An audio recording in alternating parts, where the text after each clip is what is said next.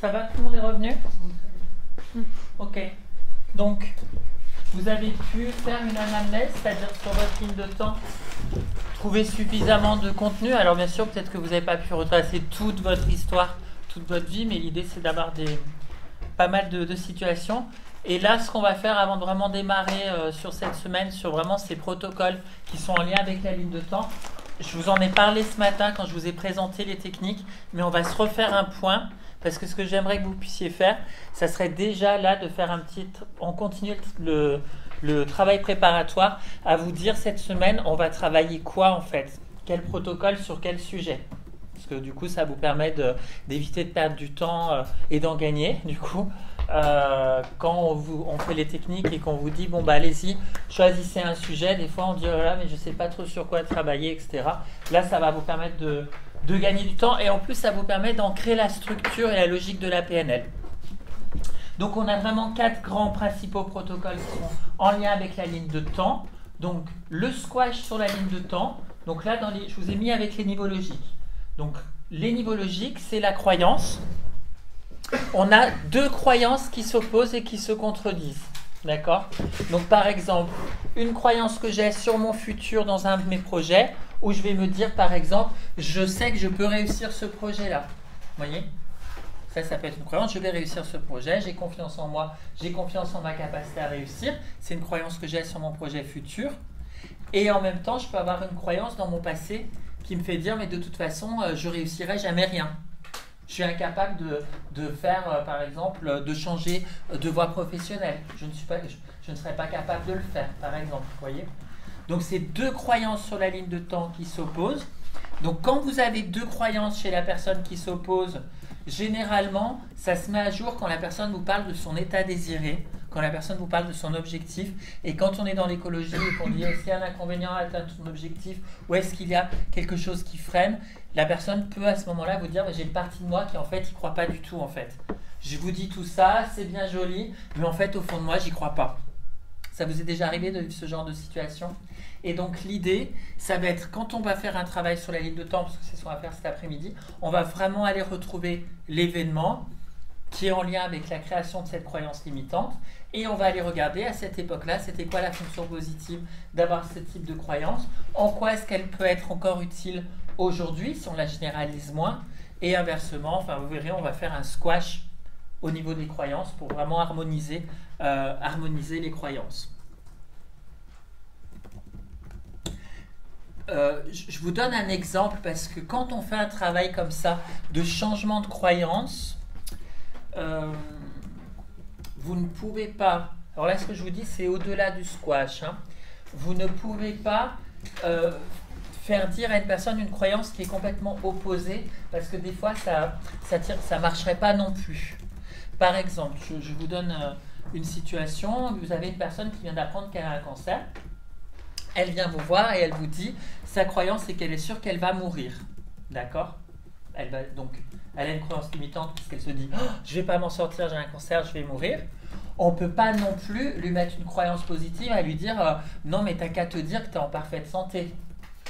Ça ne marcherait pas non plus parce que du coup ça serait de mettre du déni sur son cancer. Donc ça serait quoi comme type de croyance qu'elle pourrait avoir qui serait plutôt une croyance mobilisante mais qui ne serait pas une croyance limitante qu'elle se dise qu'elle va mourir? Comment? Voilà, j'ai la possibilité de guérir à l'intérieur de mon corps, j'ai encore des cellules saines, donc tout est possible pour pouvoir m'en sortir. C'est possible que je puisse m'en sortir. Là, c'est une croyance qui est mobilisante, mais qui tient aussi compte de la situation que la personne elle vit. Vous voyez, donc souvent, c'est pas du tout rien dans les croyances. Et là, je vous donne cet exemple pour vous dire que souvent, dans le passé, quand on a des croyances qui sont limitantes, qui sont négatives, souvent elles sont trop généralisantes. Mais il faut quand même aller tenir compte, si on veut faire un travail de changement de croyance, de la fonction positive de la croyance.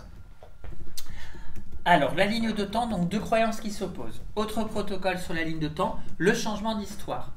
Donc là, dans le changement d'histoire, quand est-ce qu'on utilise ce type de protocole?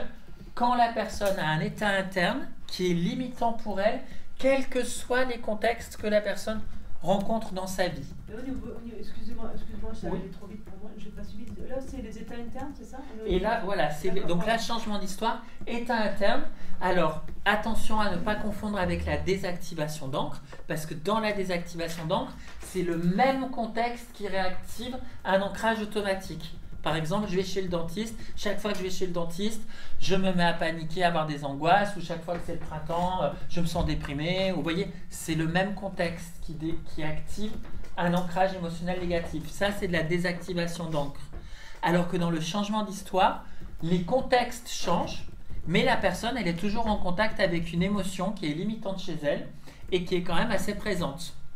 Du style, moi j'ai tendance à vivre un peu trop dans ma colère ou être de manière générale, que ce soit pour mes enfants, pour mon travail ou pour mon avenir professionnel, à être beaucoup dans la peur et l'anxiété, vous voyez, ou à être très facilement dans la nostalgie, la tristesse, quels que soient les contextes. Et en fait, qu'est-ce qui se passe souvent dans la ligne de temps de la personne? L'enfant a vécu une ou des situations où il aurait pu apprendre à développer une ressource différente. Par exemple, quelqu'un qui est très facilement dans la colère, peut-être qu'enfant, en fait, il a vécu des situations qui n'étaient pas très justes, où il devait peut-être, dans ce type de situation, se faire respecter. Et en fait, il n'a pas appris à le faire autrement qu'en se mettant en colère. Et donc du coup, peut-être que cette personne, si elle avait eu un parent ou quelqu'un qui lui avait dit « mais tu sais, tu peux développer de la tolérance ou de la patience », ou peut-être que tu peux te faire respecter tout en ayant une ressource de diplomatie sans forcément passer par la colère, si l'enfant il avait appris et qu'il s'était rendu compte qu'en ayant une autre ressource pour se faire respecter que la colère, ça marcherait aussi bien, du coup, il aurait pu dans sa vie tirer la croyance et la conclusion de se dire en fait, c'est même plus que la croyance, c'est la ressource. Je sais être diplomate, je sais me faire respecter sans forcément passer par la colère, mais par exemple en passant par la diplomatie ou la tolérance ou plus de deuxième position. Et du coup, en fait, de cet apprentissage, dans ma vie, j'ai pas ce problème. Je suis pas quelqu'un qui me met en colère facilement, je sais faire différemment. Donc dans un changement d'histoire, l'émotion qui est récurrente dans différents contextes et qui paralyse la personne, donc souvent une émotion désagréable, peur, colère, tristesse, ou voilà, ça peut être plein de choses.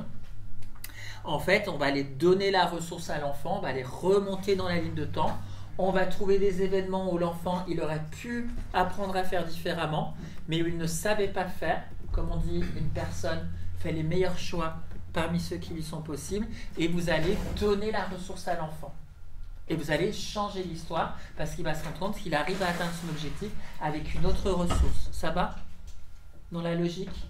Donc là, on est vraiment sur l'état interne qui encore aujourd'hui me pose problème dans mon objectif.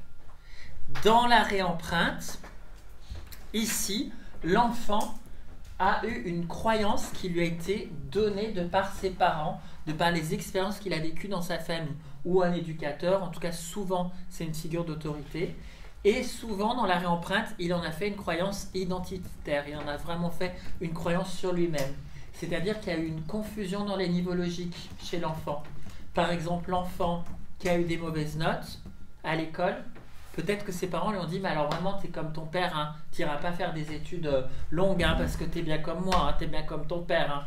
Nous, de toute façon, on est plus manuel, on n'est pas très intelligent. Donc, je pense que, à mon avis, tu ne dois pas être très intelligent non plus. Je vous dis n'importe quoi. » Alors qu'en réalité, si le parent avait communiqué au bon niveau logique, il aurait communiqué au niveau des capacités. Il aurait dit là, pour l'instant, tu ne sais pas encore faire, tu as de quoi apprendre, mais il n'aurait pas touché l'identité. Mais là, le parent, souvent, il a touché l'identité parce que lui-même, il a cette croyance-là, il a cette vision du monde, vous voyez. Donc, il donne à l'enfant une croyance identitaire. Ça va, vous me suivez? Genre, t'es pas intelligent, t'es trop ceci, t'es trop cela, etc.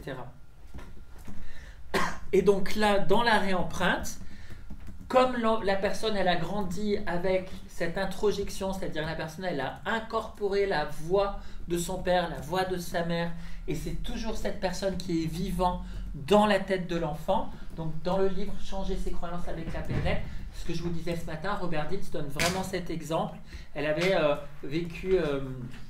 une nana qui avait vécu une agression de sa mère, je crois, qui s'énervait sur elle. Et quand elle raconte l'histoire à Robert Dilts, la personne dit « Et alors ma mère là, elle me prend et elle me secoue, elle me secoue. » Et en fait, qu'est-ce qu'elle fait la cliente? Elle joue la mère, donc elle a bien incorporé la mère, elle a bien introjecté la mère. Donc, c'est pas sur l'enfant qu'on va apporter la ressource, parce que l'enfant qui se fait dire par son parent alors qu'il est en dessous de 7 ans, qu'il croit son parent sur parole, l'enfant il n'a pas la ressource de pouvoir remettre en question ce que lui dit son exemple, quoi, son modèle, voyez. Donc du coup, l'idée c'est de dire là, cette fois-ci on va aller en seconde position avec le parent ou la figure d'autorité ou le modèle qui a donné la croyance à l'enfant, la croyance identitaire, et on va chercher à satisfaire sa fonction positive avec une ressource pour que la personne s'y prenne différemment. Et en même temps, on changera aussi la croyance de l'enfant. Donc, on agit bien sur le niveau des croyances, puisqu'on va bien changer la croyance, mais vous vous souvenez, en début de maître praticien, on avait vu les croyances à tous les niveaux logiques, c'est-à-dire vous avez la croyance se range bien au niveau de la croyance, mais les croyances peuvent porter sur n'importe lequel des niveaux logiques. Ben là, on est sur donc on est bien dans la réempreinte sur le niveau de la croyance, mais qui porte sur le haut des niveaux logiques, soit sur mon identité, soit sur mon appartenance. En tout cas, c'est vraiment ou dans ma vision du monde très généralisée. Et ça a été donné par un modèle qui était vraiment important pour moi. Alors pour les personnes qui n'ont pas eu de parents, ça peut être un modèle éducatif, hein, ça peut être un instituteur, une famille d'accueil, ce que vous voulez, quoi. Ça va? Ouais. Et enfin, le destructeur de décision. Là, la personne a vécu une expérience dans son histoire, dans son passé. Et de cette expérience, elle a pris une décision parce qu'elle en a tiré une conclusion à se dire « Ah bon, c'est comme ça? Ah ben alors maintenant, à partir de maintenant, plus jamais. » Et elle en a pris une décision. Donc on est bien sur le niveau logique de la croyance, puisqu'une décision qui se prend, c'est bien en lien avec ma croyance, puisque je pense que si je prends cette décision, il n'arrivera plus ça, ou ça ne voudra plus dire que ça, enfin, ce ne sera plus les mêmes équivalences, etc. C'est bien au niveau de la croyance, mais sur quel niveau logique ça se porte? Ça peut se porter à n'importe lequel des niveaux logiques. Vous voyez? Ça peut se porter, ça peut être une décision qui est prise sur du comportement. Plus jamais je dis je t'aime, parce qu'un jour j'ai dit je t'aime et je me suis ramassé un râteau ou la personne m'a rejeté, ça se passait bien entre nous et puis comme je lui ai dit je t'aime, la personne en fait ça lui a fait peur, elle est partie. Donc depuis j'ai décidé que c'est terminé, maintenant je ne dirai plus je t'aime, par exemple. Vous voyez, c'est une décision. Vous voyez, compte tenu de ce qui s'est passé. Plus jamais je toucherai à l'informatique. De toute façon, moi, l'informatique, je suis nul. Je ne sais pas faire. C'est une croyance. C'est une décision qui porte sur le niveau des capacités. Je ne suis pas capable. Je ne serai pas doué en informatique. Vous voyez? Donc, j'ai décidé que jamais plus je toucherai à l'informatique. Vous voyez? Ça peut être une croyance, une décision sur l'identité. J'ai une âme d'artiste, j'ai envie de créer des chansons ou d'apprendre à jouer au piano, et un jour lors d'un spectacle où j'ai ma place pour pouvoir expérimenter mon art, et ben les gens se moquent tous de moi. Donc je prends la décision que non, je me suis trompé, je ne veux pas être un artiste alors qu'à l'intérieur de moi j'ai quand même une âme d'artiste, j'ai envie quand même d'exercer des activités artistiques, mais j'ai pris la décision que ma vie artistique s'était terminée. Donc c'est quand même une décision identitaire, vous voyez. Donc ça peut être une décision à n'importe lequel des niveaux logiques, finalement. Et donc de quoi la personne a besoin dans un destructeur de décision? D'avoir une information qu'elle ne savait pas à l'époque, et si elle avait eu cette information-là, bah du coup, elle aurait pris une autre décision. Par exemple, alors ça s'était bien passé pour elle, mais j'aime bien regarder parce que j'aime bien cet artiste, mais il y en a qui connaissent Angel, oui. La petite de Bruxelles, etc. Oui. Et il y a un petit reportage sur elle en ce moment, je crois sur Netflix ou Amazon, je ne sais plus. Et je regardais, et à l'époque où elle n'était pas connue, en fait, elle avait été repérée par un rappeur qui s'appelle Damso, je ne sais pas s'il y en a qui connaissent aussi. Et en fait, le gars lui propose de faire sa première partie, donc super sympa. Sauf que c'est pas du tout le public adapté au style de musique que fait Angel.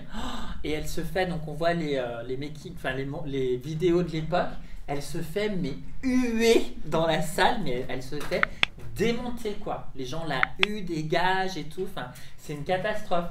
Bah, si elle avait su à ce moment-là comment elle serait devenue une star aujourd'hui, je suis allé la voir là il n'y a pas longtemps à la Tony Garnier, 17 000 personnes par soir, elle est restée 2 soirs, elle fait des tournées partout. Du coup elle se serait juste dit c'est pas mon public quoi en fait, donc mais ça a été super violent, mais bon pour le coup elle n'a pas pris de décision limitante à ce moment-là dans sa vie, mais elle aurait pu prendre une décision limitante et arrêter la musique, alors qu'en fait plus tard c'est quand même devenu une star quoi, vous voyez. Mais bon là en l'occurrence mon exemple il marche à moitié parce qu'elle n'a pas pris de décision limitante, mais peut-être quelqu'un aurait pu prendre une décision limitante. Alors soit l'information, ça peut être une vraie information que la personne dit si j'avais su ça j'aurais pas pris cette décision, mais pour le coup on peut créer une décision on peut créer une information fictive, à lui dire par exemple t'as qu'à imaginer que plus tard tu ne le sais pas encore mais tu deviendras une star dans la chanson, et si vraiment tu le savais que plus tard tu deviendrais une star et t'en étais sûr, est-ce que tu prendrais la décision d'arrêter? Si j'étais sûr et que j'avais cette information, non, vous voyez. Donc là on va donner une information. Donc vous voyez, on ne fait pas les mêmes choses, même si c'est des protocoles qui se ressemblent sur les lignes de temps, parce que tantôt dans le changement d'histoire on a besoin de donner une ressource, donc une émotion à l'enfant. C'est pas une information dont il a besoin, c'est de développer une ressource qu'il n'a pas encore développée. Autant dans le destructeur de décision, c'est une information qui va lui permettre de reconsidérer et de recadrer son système de croyance. Autant dans la réempreinte, c'est de pouvoir apprendre à une autre forme de conditionnement, en tout cas avoir de par son appartenance un modèle qui m'enseigne quelque chose de différent. Ça va pour y voir plus clair? La réempreinte, c'est ça le modèle qui a... C'est le modèle qui m'a donné vraiment des croyances super limitantes, quoi. Mais du coup, faut vraiment faire attention au niveau de l'écologie, parce que là, si on prend par exemple la personne qui espère être une star de la chanson, j'imagine à tous ceux qui ont passé des... tu sais, par exemple la Starac et qui repassent en boucle et qui ont absolument aucune compétence musicale. Oui. Si on leur fait ça, ça va pas être... Après, il faut que la personne puisse les acquérir, quoi, les compétences musicales. C'est ça, mais du coup, pour moi, quand même, avant de faire ce type aussi d'intervention, c'est de voir un petit peu aussi, par exemple, dans le projet de vie, ce que vous avez fait dans votre parcours. Vous êtes allé regarder vraiment votre mission, et souvent, notre mission de vie, elle est vraiment en lien avec des talents, avec des compétences, avec des capacités. Donc par exemple quelqu'un qui n'a absolument aucun talent artistique, ou genre c'est pas son truc, la personne elle a aucun cadre de contraste, aucune expérience positive, en plus elle prend pas du plaisir, etc. Faut peut-être ne pas qu'elle se lance. Il y aura peut-être d'autres talents, il y aura peut-être d'autres domaines, donc effectivement. Okay. Mais parce que là en fait on parle de manière isolée avec juste des protocoles. Après dans une démarche d'accompagnement, là, après, il y a d'autres choses que des protocoles, il y a de la modélisation, il y a vraiment on demande à la personne de nous faire une petite chansonnette avant pour s'assurer si elle a un peu de talent. Non, mais on pourrait lui dire, elle vient d'où cette idée, qu'est-ce qui t'a donné envie, etc. Donc voilà. Sinon, du coup, peut-être qu'il y a un travail après à faire qui serait aussi un autre protocole, qui peut être un protocole de deuil aussi, tu vois. Oui, donc, okay. Oui. Le projet de vie rentre en compte à chaque fois dans chaque accompagnement? Pas dans chaque accompagnement, mais des fois c'est intéressant quand même. C'est intéressant. Donc pas de manière systématisée. Après, il y a des personnes qui veulent du changement, par exemple, des choses comme ça, qui sont dans des changements de... de toute façon, quand même, sur de l'état désiré, c'est bien d'arriver à avoir une idée quand même de où est-ce que la personne elle veut aller dans sa vie. Quand même, quelle mission, voilà. Donc, si de toute façon, à la base, la personne, vous êtes face à quelqu'un qui n'a pas de projet de vie, ça me paraît difficile déjà d'aller faire un travail à d'autres niveaux logiques en haut, parce qu'à la base, elle n'aura pas de vision très constructive sur son avenir ou sur sa mission, elle n'aura pas beaucoup construit son moi idéal, c'est-à-dire vraiment dans le projet de vie, vers quoi je tends. Si c'est quelqu'un qui vient vous voir, par exemple, vous avez une personne en consultation qui vient vraiment sur quelque chose qui est en bas des niveaux logiques, du genre, je sais pas, j'aimerais apprendre parler plus fort, j'en sais rien, ça peut être un générateur de comportement nouveau, ou juste je vais passer le permis de conduire, j'ai besoin d'un petit ancrage ressources au contexte, vous n'avez pas besoin de faire un grand travail en haut des niveaux logiques, etc. Maintenant, quelqu'un qui ne sait pas ce que la personne, elle dit je ne sais pas ce que je vais faire dans ma vie, et puis je viens quand même vous voir par rapport à éventuellement une rencontre amoureuse, mais de manière générale, je ne sais pas dans ma vie ce que je vais faire, etc. Enfin, il faut peut-être mieux d'abord commencer par du projet de vie. C'est pour cette raison que là, sur vos examens en score, je vous ai dit, vous ne prenez pas les projets de vie. Parce que si vous avez des gens qui sont trop perdus, vous n'allez pas pouvoir faire un score. Parce que du coup, les gens, avec des gens, ils n'ont aucun cadre de référence. Ils sont beaucoup trop perdus sur ce qu'ils veulent faire dans les années à venir. Donc, voilà. On reparlera de tout ça de toute façon. Donc là, compte tenu de ce que vous avez mis à jour sur vos lignes de temps, ce que je vous invite à faire, c'est reprendre peut-être 20 minutes dans un sens, 20 minutes dans l'autre, pour commencer à identifier sur certains des événements de votre ligne de temps, quels sont les protocoles et les techniques que vous allez pouvoir utiliser. D'accord, on reprend les événements et on essaie de trouver les protocoles adaptés à chaque Adaptés, comme ça, cette semaine, quand vous allez vous lancer, vous saurez. Parce que sinon, moi, ce que je trouve de dommage, pour l'avoir trop fait pendant très longtemps, si on se lance, je vous explique un protocole, je vous fais une démo sur quelqu'un, et après vous partez en technique, et quand je tourne dans les groupes, je me rends compte que les sujets que vous avez pris ne sont pas du tout adaptés au bon protocole, et du coup vous sortez les rames, voire ça peut être même néfaste, parce que j'ai vu par exemple des erreurs de modélisation, parce qu'on est beaucoup dans la modélisation là, sauf qu'on est beaucoup dans la modélisation des causes. Moi j'ai vu des gens choisir par exemple des changements d'histoire, là où la personne elle avait un pattern de se surresponsabiliser à mort avec énormément de culpabilité, et du coup en faisant un changement d'histoire, qu'est-ce qu'on est en train de dire à la personne? Non mais là c'est à l'enfant, c'est l'enfant qui aurait dû avoir la ressource, donc on est en train de vouloir encore remettre une ressource sous sa responsabilité, alors que dans son pattern, la personne à un moment donné, il faut juste qu'elle puisse se dire qu'il y a des choses qui dépendent d'elle et des choses qui ne dépendent pas d'elle, et du coup ça ne serait même pas du tout écologique par exemple de faire un changement d'histoire, quoi, voyez. Donc c'est pour ça que c'est intéressant je trouve, de faire ce travail de manière préalable, parce que je trouve vraiment que des fois ça peut mettre de l'eau au mauvais moulin.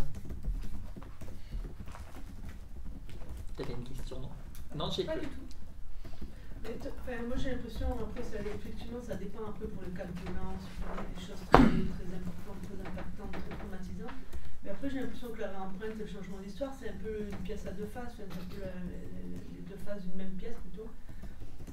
Dans le sens où on peut effectivement changer l'environnement, les personnes qui sont venues impacter, mais c'est toujours bien de toute façon de rajouter une ressource aussi à l'enfant ou à l'adolescent, ou à l'adulte d'ailleurs. Oui, c'est pour ça que dans la réempreinte, à la fin, dans le protocole, vous le verrez qu'on va le faire après-demain, on va donner aussi une croyance à l'enfant. D'accord.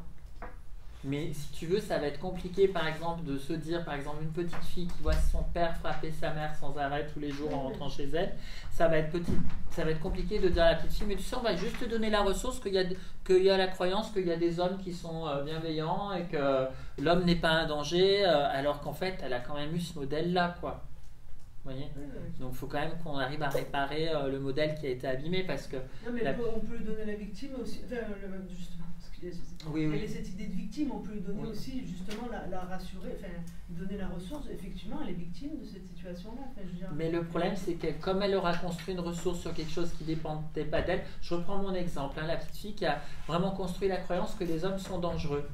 Et ben, du coup, elle va avoir développé quoi comme ressource? D'être forte, de ne pas se laisser faire, d'être super vigilante par rapport aux hommes. Donc, t'inquiète pas que compte tenu de ce qu'elle a vécu petite fille, la ressource, elle l'a développée. Elle a développé l'inconscient, elle était super intelligente.